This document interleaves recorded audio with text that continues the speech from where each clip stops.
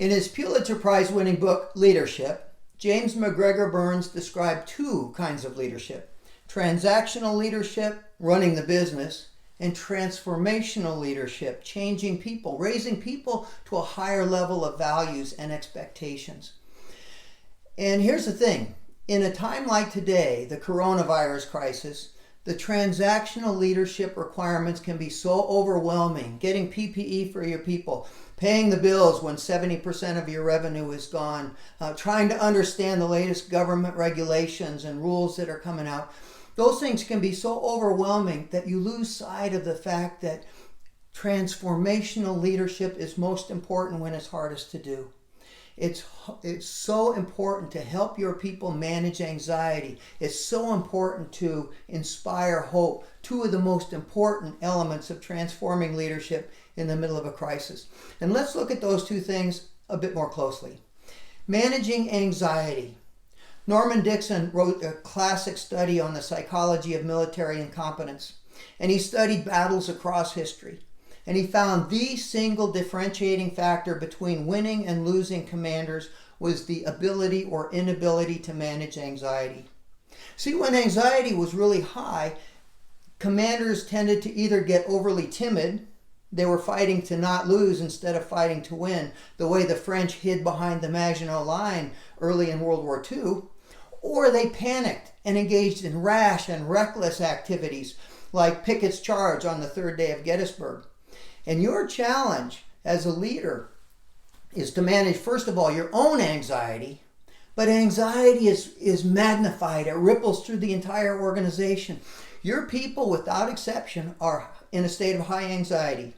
They're worried about their health, their families, their jobs, their futures. They're worried about what the new normal might look like, and none of us know. And your challenge is to help people effectively manage that anxiety. And the way you do that, more than anything else, is inspiring hope. Eric Hoffer, the waterfront philosopher, in his classic book, The True Believer, wrote, and I quote, "If you would transform the world or your corner of the world, you must have the ability to kindle and fan an extravagant hope." That's what we need to be doing. Now, the CEO of Uber recently sent a letter to every Uber employee announcing their latest layoffs. And he said something really unfortunate. He said, "I have always told you that hope is not a strategy." Now, that's true enough, but the leader's most important job is to inspire hope. See, when people have a high level of hope, they'll come up with strategies. When people have no hope, even the most brilliant strategy is doomed. The most important, the most powerful three sentences spoken in the entire 20th century, for my money. Number one, FDR saying we have nothing to fear but fear itself in the darkest days of the Great Depression. Winston Churchill saying we shall never surrender, this shall be our finest hour in the darkest days of the Battle of Britain. And Martin Luther King saying I have a dream when that dream seemed so impossible. Those world-changing statements weren't about strategy, they were about hope. And the strategies came from that. And that's our job, helping people manage anxiety effectively and inspiring hope. Winston Churchill also said it is a shame to waste a good crisis, something that has often been quoted since. And here's how we most often waste that crisis. We wait until it's all over to think about what the lessons are. We wait until it's all over and we get back into business as usual. And the time to be evaluating and thinking about what our new normal is going to be is now. So here's a very specific recommendation. Take your statement of values and pull it off the wall and really evaluate it. Get some outside input to look at it and see how are we doing? Are we really living these values? If not, what do we need to change? What values are people reflecting that aren't in here? Should we have resilience as a core value? Our people have been so tough, so resilient during this crisis. Maybe that's something we should create as an expectation. What about self-care? So many people are so exhausted. Maybe we should make taking care of yourself so you can take care of our patients a core value, something that we really adhere to.